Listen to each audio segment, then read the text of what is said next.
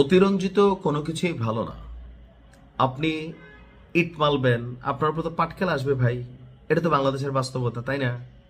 তো এখন আপনি যদি নিজে নিজে খোঁচাইয়া ইট মেরা পাটকেল খান, তখন তো মানুষের আসলে কিছু বলার থাকবে না। আমরা যারা অন্যায় নিয়ে কথা বলি, আমাদের যারা যতটুকু সম্ভব প্রতিবাদ করি, সেখানে তো আমরা আসলে দোষ দেখব না।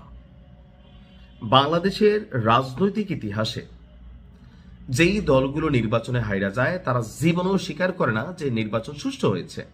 তবে যে যে আসনে জিতে বলে আমার আসনটা ছাড়া বাকি সবগুলা নির্বাচন এখানে কারচুপি হয়েছে, ইঞ্জিনিয়ারিং হয়েছে, অথবা পাতানো নির্বাচন ছিল। নানানজন নানানভাবে নানান নির্বাচনে মন্তব্য করেন।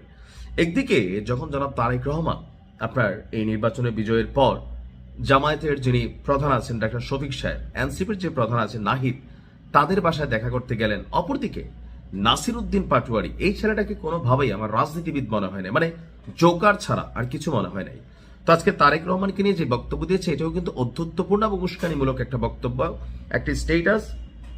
আর এই স্টেটাসের পর বিএনপির নেতাকর্মীরা তারা যদি নাসিরুদ্দিন পাটোয়ারির বিরুদ্ধে কোনো অ্যাকশনে যায়, তখন আপনি কিভাবে থামাবেন? একদিকে মির্জা আব্বাসকে গুতাইতে গুতাইতে গুতাইতে ওনার মানে অস্তিত্বের উপর আঘাত নিয়ে আসছিল। এবার তারেক রহমানকে নিয়ে কি দিচ্ছে জানেন? অভিনন্দন। তারেক রহমানকে অভিনন্দন দিচ্ছে। নিচের অংশটা হচ্ছে trolling. Engineer Tarique Rahman. Engineer Tarique Rahman কেন বলল? সম্ভবত যে কি বলা হয়েছে, জনাব তারেক রহমান তার এই যে নির্বাচনী ক্যাম্পেইনিং এর সময় তিনি কোনো একবার বলছিলেন যে তার ইঞ্জিনিয়ারিং ভালো লাগতো বা কিছু একটা সম্ভবত তিনি বলছিলেন। তো সেই বিষয়টাকে সামনে নিয়ে আসছে যে ইঞ্জিনিয়ার তারেক রহমান জাতীয় ইলেকশন ইঞ্জিনিয়ারিং এর 13তম ব্যাচে সাফল্যের জন্য শুভেচ্ছা। কথাটা কিন্তু অনেক ব্যাখ্যামূলক। বলা হচ্ছে যে এই ইলেকশনটা ইঞ্জিনিয়ারিং হয়ে গেছে। ইঞ্জিনিয়ারিং মানে কি? এটা পাতানো ছিল। ডক্টর ইউনূস, নির্বাচন কমিশন এবং বিএনপি তারা মিলা নাকি এই নির্বাচনটাকে ইঞ্জিনিয়ারিং করে ফেলছে।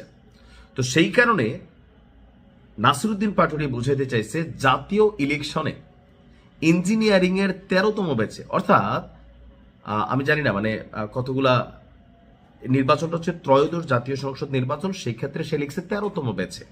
তো এর আগে 12তম ব্যাচ পর্যন্ত নির্বাচন ইঞ্জিনিয়ারিং হয়েছে।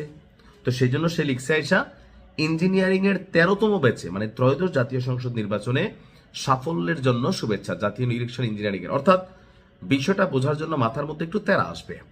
তো এই ধরনের বক্তব্যের আমি বিষয়টা বুঝাই, মাঝে মাঝে রিয়েকশন হয়।